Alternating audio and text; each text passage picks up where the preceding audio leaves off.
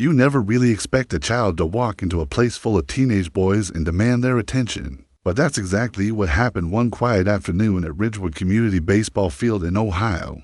The sun was still hanging low, casting long shadows across the dirt infield. The Ridgewood Hawks, a local teenage baseball team, had just finished practice. Bats lay scattered near the dugout, and the metallic echo of their last hit still clung to the air.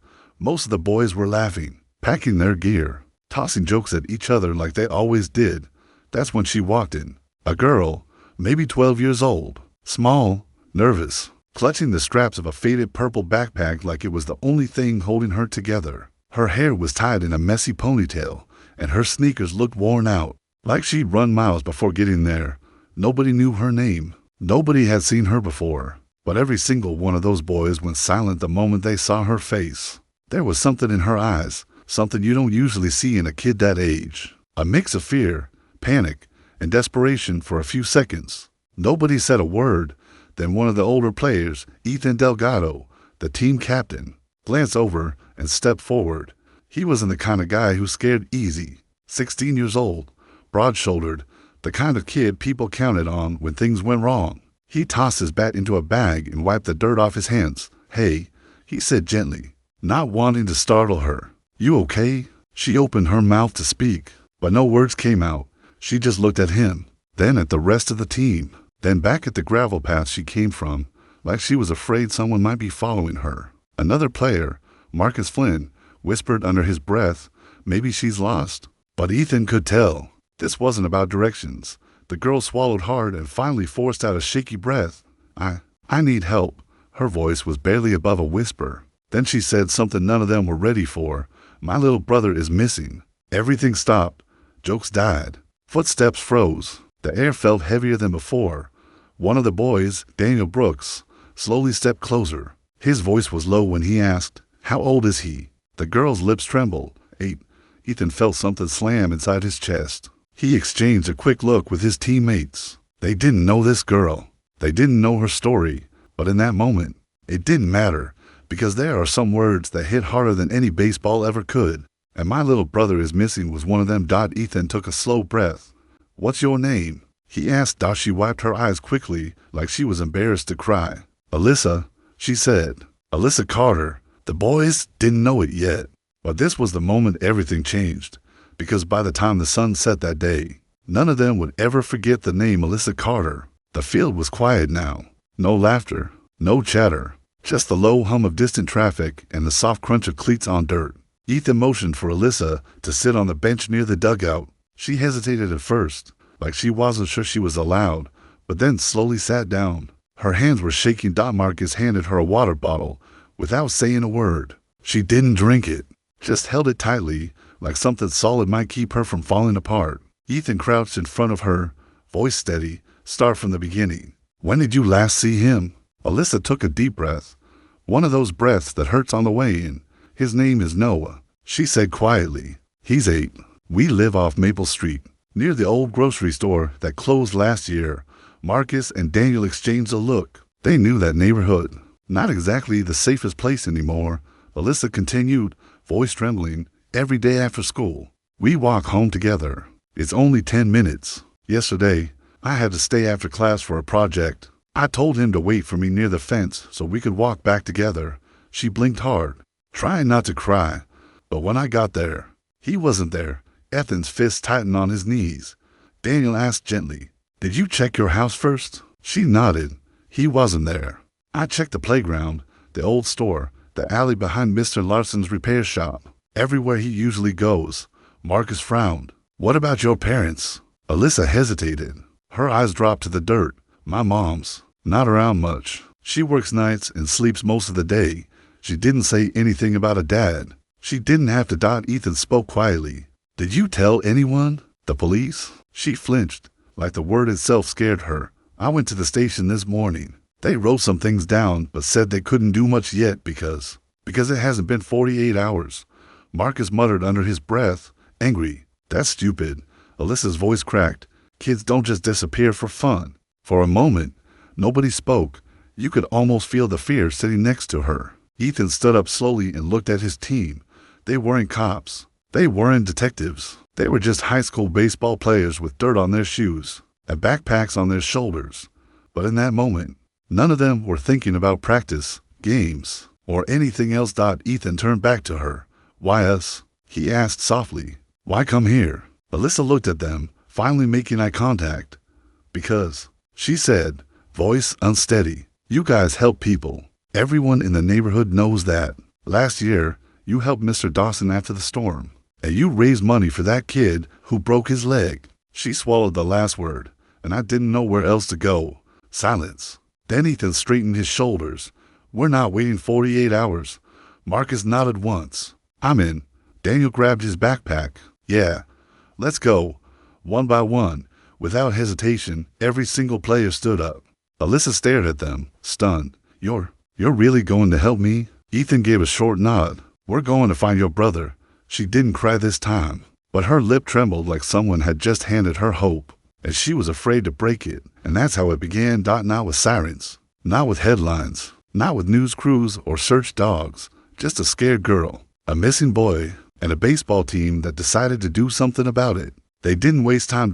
Ethan split the team into two groups like he was planning a game strategy. Only this time, winning meant finding an 8-year-old boy before something else did. Group 1, Ethan, Marcus, and Daniel. They would search the neighborhood, streets, alleys, abandoned spots. Group 2, Tyler, Jordan, and Chris. They'd talk to locals, check stores, ask around discreetly. Alyssa stayed with Ethan's group. She knew the places Noah might go and the places he shouldn't.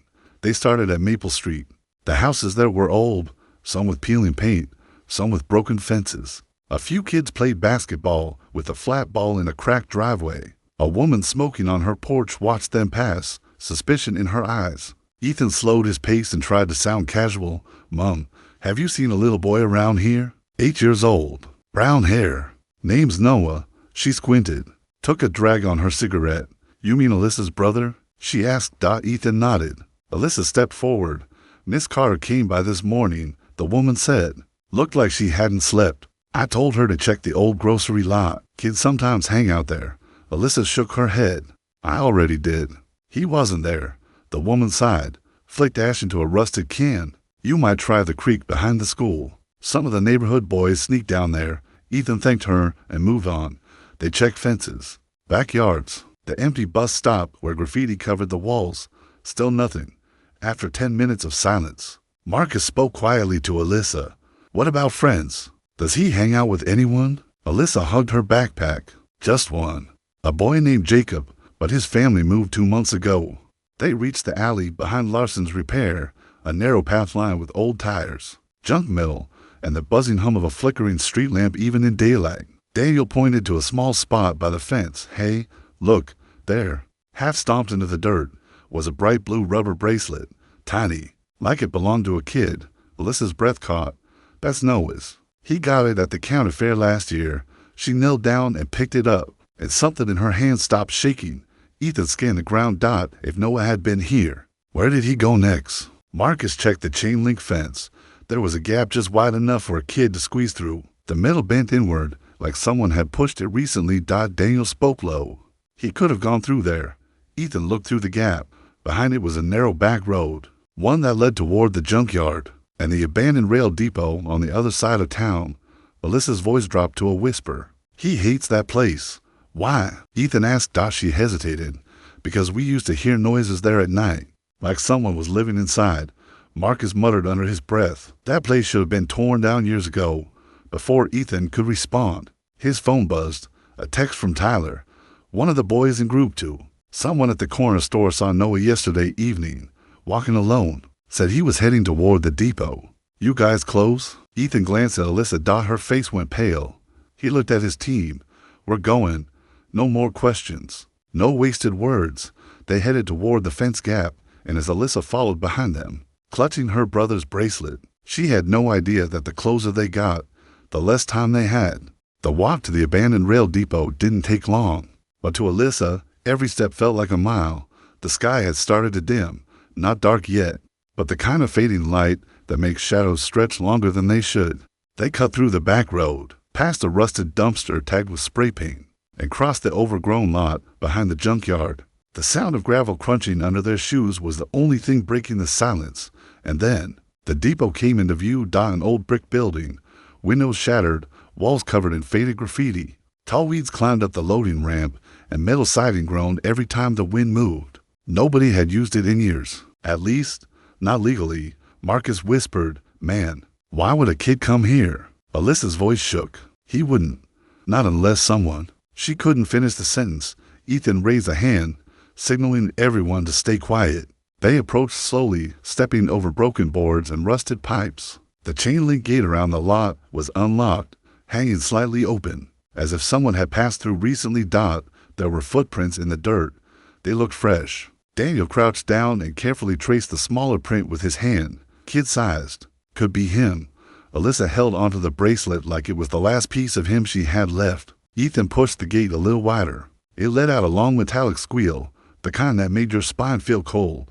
They stepped inside. The air smelled like rust, dust, and wet wood. Somewhere in the distance, something dripped steadily. Water, maybe, or something else. As they moved deeper into the depot yard, they passed old boxcars sitting on the tracks, faded, dented, some covered in boards and tarps. That's when Alyssa stopped walking.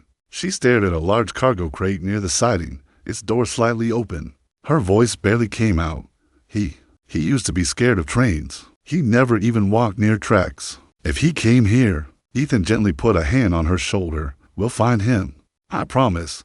Marcus circled toward the crate, careful with each step. He listened first. Nothing. Then he slowly pulled the metal door open a bit farther. Empty. Just old pallets and cobwebs. They checked another, then another. Nothing but silence and dust. But then Daniel froze. He pointed toward the far end of the yard, to an old loading platform with a shattered shelter overhead. "Guys," he whispered. "Look, on the concrete, half buried in dirt and leaves, was a small red sneaker. It was scuffed, the laces frayed, but unmistakable." Alyssa's breath stopped in her chest. "That's his." Her voice was barely a sound. Ethan picked it up, his jaw tight. One shoe, one clue. But where was the boy who wore it? And just when they were about to search the platform, a sound cut through the silence. Not loud, not sharp. Just a faint, muffled thud. From inside the depot building itself. Marcus turned his head slowly. "You heard that, right?" Ethan didn't answer. He was already moving toward the entrance. Alyssa followed, heart pounding, and the others flanked beside her. As they reached the rusted double doors, Daniel whispered the words no one wanted to believe. "What if he's not alone in there?" Ethan didn't hesitate. He pushed the door open, and whatever was waiting in that darkness, they were about to face it. The old depot doors groaned as Ethan pushed them open. A stale draft brushed past them, carrying dust, cold air, and something else. Something that didn't belong. Inside, it was dim. Light slipped through broken windows in sharp slants, landing on piles of old crates, rusted metal beams, and tracks buried in debris. Alyssa's heartbeat echoed in her ears. She clutched Noah's sneaker in one hand, the bracelet in the other. Ethan raised a finger, signaling silence. There it was again. Thud. Faint, muffled. Deeper inside. They stepped in one by one. The air felt heavier now, like the building itself was holding its breath. Marcus whispered, "Where'd it come from?" Daniel tilted his head, listening. Back hallway, near the storage rooms. They followed the narrow passage, stepping over shattered glass and old tools left to rust decades ago. Alyssa stayed close behind Ethan, barely breathing. Then they heard it again. Not a thud this time. A voice, a small, scared voice. "Hello?" Alyssa's lungs collapsed with relief and panic all at once. "Noah." She didn't scream it. She whispered it like a prayer. Ethan moved faster. They reached a metal door, cracked open just enough for a sliver of light to show. Ethan peered through first. What he saw froze him for a moment. Inside the room was Noah, his face dirty, hair messy, one shoe missing. His hands were tied with an old rope, ankles too. But he was alive, and he wasn't alone. A man, maybe mid-30s, scruffy beard, torn jacket, sunken eyes, sat against the wall, gripping a broken bottle like his life depended on it. He looked desperate, not wild, not drunk, just lost. Noah's eyes widened when he saw Ethan. "Don't come in," the boy whispered shakily. "He's scared." Ethan didn't move. He just spoke calmly, voice low and solid. "We're not here to hurt anyone. We just want to take the kid home." The man shook his head fast, panic in his eyes. "I didn't take him. He found me. He came in crying, I thought somebody was after him. I told him to stay put till morning. His voice broke like something inside him had been shattered long before today. Alyssa stepped forward before anyone could stop her. No fear, no hesitation. Just a sister. Noah. His head snapped toward her, eyes filling with tears instantly. Ailey. She pushed the door open wider and rushed to him. Ethan and Marcus moved in too, carefully, staying alert. Daniel stayed near the man, watching without aggression. Marcus cut the rope with a box cutter he kept in his pocket from practice days. Alyssa dropped to her knees and grabbed her brother, holding him like she was afraid he'd disappear again if she let go. Noah clung to her, shaking. I tried to wait by the fence, but those older boys were yelling at each other and I got scared. I just wanted to go home. I saw someone walking and followed from far back. Then I got lost. He pointed at the man. He didn't hurt me. Ethan turned to the stranger. The man lowered the broken bottle and set it aside. I swear, I wasn't gonna let nothing happen to him. I've been sleeping in this place since winter. Didn't know what else to do. His voice was hoarse, tired. Real. Marcus glanced at Ethan. What do we do with him? Ethan paused. You could see him thinking, not like a kid, but like someone older than his years. He looked at the man and said, quietly, you kept him safe when you didn't have to. We're not calling the cops on you. The man blinked like he didn't understand. Ethan nodded once. But you're not staying here either. We'll get someone to help you. Real help. No threats. No shouting. Just humanity. They walked out together, Noah holding Alyssa's hand so tightly her fingers turned red. But she didn't care. Outside, the sky had turned orange and purple. Marcus wrapped his team jacket around Noah's shoulders. Daniel messaged the others that they'd found him. Tyler and Chris arrived minutes later, relief written all over their faces. They didn't celebrate. They didn't cheer. They just breathed again. And Alyssa? She looked at the group of boys, teenagers she'd never spoken to before today, and said the words she'd been holding inside her chest from the moment she walked on that baseball field. Thank you. Ethan shook his head. No, you came to the right place. As for the man from the depot, the boys didn't abandon him either. One of their coaches connected him with a shelter and a recovery program. For the first time in years, he wasn't sleeping in the dark. And Noah? He started coming to the baseball field after school, not because he liked the sport, but because his sister said that's where heroes live.